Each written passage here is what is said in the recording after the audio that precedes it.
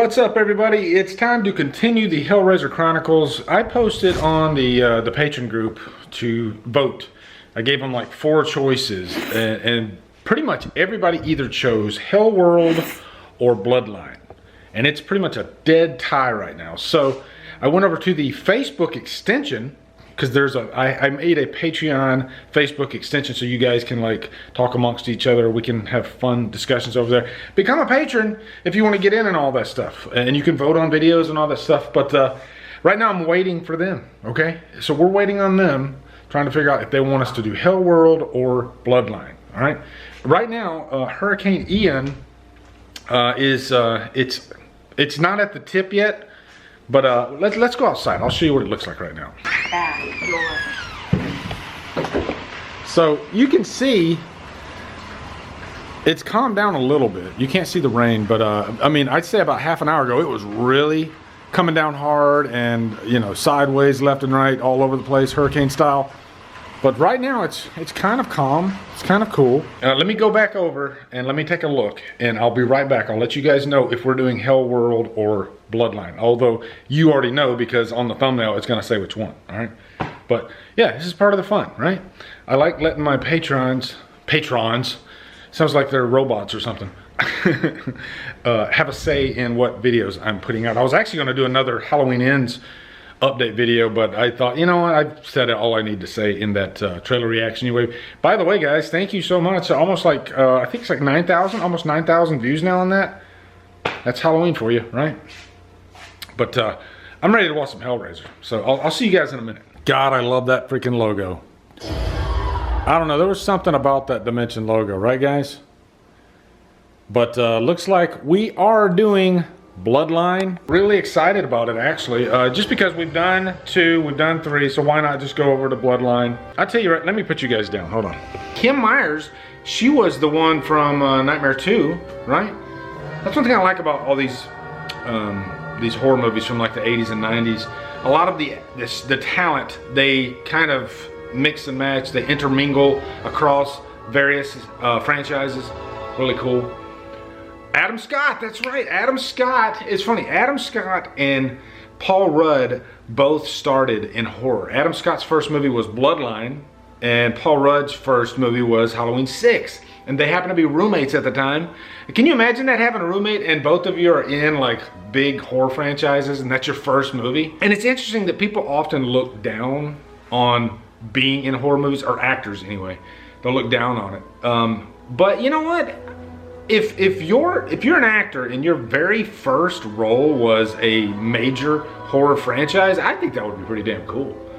Paul Rudd, he used to kind of turn his nose up to it, but on Howard Stern, on his last interview, he said some nice things about Halloween and how it was a cool experience, you know, that was his first movie, and he kind of looks back on it fondly now, you know? I think I always miss it, but yeah, they were like, so this one's like set in space. That's a little bit of trouble right there when you put a freaking horror franchise like this in space. Although Pinhead, you could put Pinhead in space and it could work out.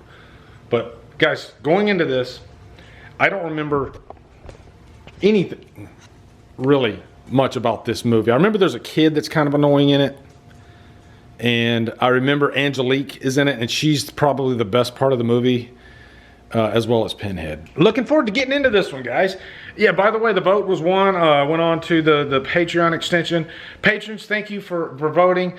It was 3-0 by the time I checked, and I was like, okay, good. We're doing Bloodline. So thank you to my patrons. Love you guys so much. You guys always keep me afloat, and really, we have such a great community. We need to. We're gonna do our live hangout together. We do like a live movie night. I try to do them once a month. Lately, because of all the crap that's been going on, I haven't had a chance, but we're gonna definitely plan a new one here pretty soon. Now, I don't know if this guy's our main character. I don't know what's going on here. I'm gonna have to just watch this for a little bit and figure out what's going on. Okay, that reminds me of Aliens. Visually, pretty stunning looking movie so far, and there's Adam Scott, but it's kind of coming back to me now too, because you got this like aristocrat guy that's into this like cultist evil type shit, and Adam Scott is his like assistant, apprentice, whatever. But the other guy delivers the box, and so I guess this spell that they're doing is what I guess causes the box to be what it is, you know, the lament configuration. But you know, production-wise, really nice production. I mean, you could compare this to stuff like, you know, Halloween 6. You know, you got great cinematography there. Look at that, beautiful. So I just remember it does get a little hokey in the last act of the movie. But you know, you definitely have that that Hellraiser gore that, you know, we're so used to. And Angelique, you know, Angelique, I guess she predated Pinhead. So yeah. So I think she's becoming Angelique right now. You know, you could easily make comparisons to like some foreign horror, like French horror with Hellraiser, because of how they don't hold back with the blood. And you know, I know Dimension has some little bit of controversy behind that company, but you know, I like that they let their filmmakers, you know, not hold back and really make the movies that they wanted to make. Now, I don't know as far as like final cut and all that, but as far as like, you know, letting things slide, I mean, like, look at that. Or maybe it's just the 90s too. You know, you could get away with a lot more in the 90s in terms of like that. Like, I don't think that would fly as much in the 80s. Or what do I know? Because the first Hellraiser is pretty damn graphic. So I don't know. It's kind of hard to hone in on. You know, I mean, you could really have a discussion about that. About like say Friday the 13th and Paramount. Around the same time as the first Hellraiser came out, Friday Part 7 came out. And the MPAA butchered that one to death. But somehow Hellraiser comes out and it's, you know, Jesus wept. All that's, I mean, bloody as hell. So maybe it's kind of a stay in your lane type thing. I don't know. Maybe it's who you know, just like any other business, and they're able to get away with it. Having a person in your pocket, I don't know.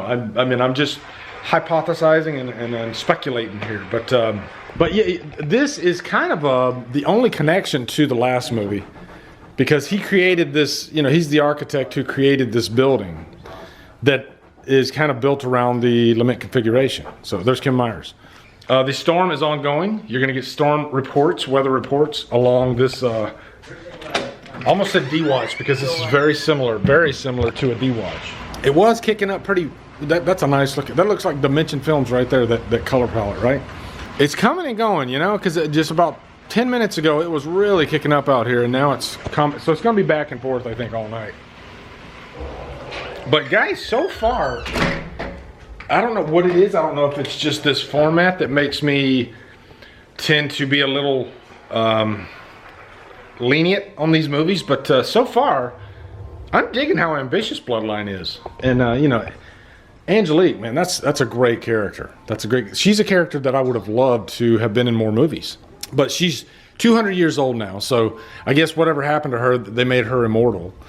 And so she's got Jock Adam Scott as her, who she just killed after 200 years. But you know, the story of Bloodline, they probably could have made that story alone a TV series. They really could have, like with like 8 episodes. Like if Bloodline, that story came out today on Netflix, they probably could have done that. They could have built a whole Hellraiser TV series around Bloodline. That's how ambitious this one is. There he is. The man himself. Man, Pinhead looks badass in this movie. Look at you, Doug Bradley, you beautiful son of a bitch. That's cool when Pinhead and Angelique are in the same frame. How dare you use that word? Pain has a face. Allow me to show it to you. So badass. I am pain. Yes, you are, good sir. Yes, you are.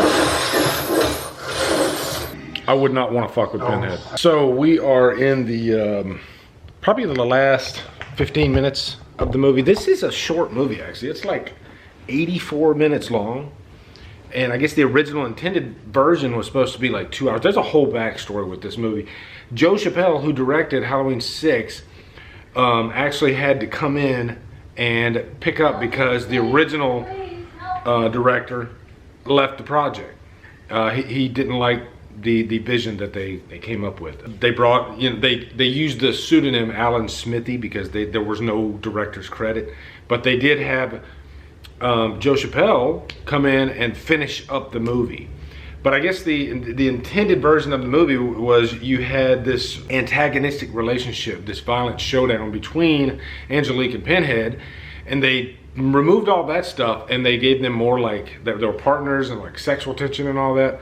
I think I would have preferred the original version. I would love to see the original version of this movie, and I've heard there's like a work print of it. You can find it on YouTube. I don't know if it's still there, but this is just another case, so many cases of this where a movie started out with so much potential, but when you have so many different people working on a film, then too many cooks in the kitchen, or it could be just a production type thing. It could be a budgetary type thing. They didn't have the money.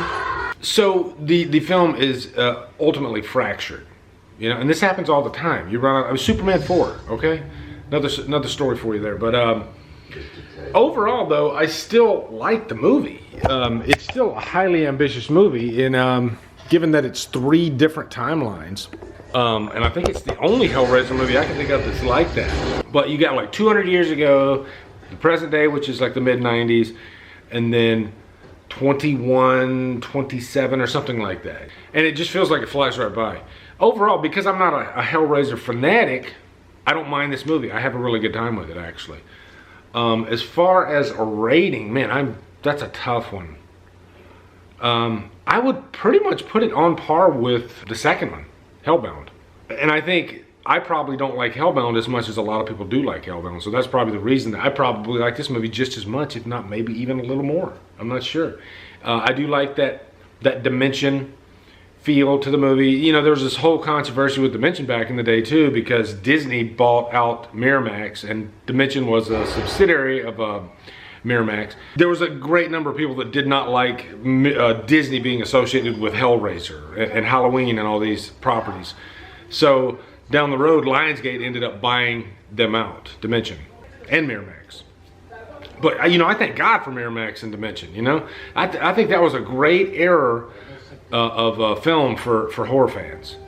I like a lot of that stuff back then. So yeah, Scream was Dimension, Miramax. But yeah, so 3.75 is what I'm giving Bloodline. I might just put it a notch above Hellbound, and that's going to be controversial. But yeah, that's another one in the can, Bloodline. Time to get to editing, all right?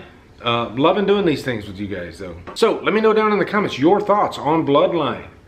And I'll leave you with, look at the freaking effects in these freaking movies. It's just insane. And that's one thing I can't foot stomp enough about Hellraiser movies, and especially Bloodline. The practical effects are amazing. Gary Tunnicliffe, who ended up directing Judgment, he had a heavy hand in the practical effects. He designed the Pinhead makeup. I don't think in the original, but down the line, he started doing the Pinhead makeup. So, yeah. So I'll see you guys for the next one. Don't know what it is yet. I might do Deader, something like that. Now, or maybe I'll let the patrons pick again. All right. So, anyway, guys, see you on the Flip a Flappa.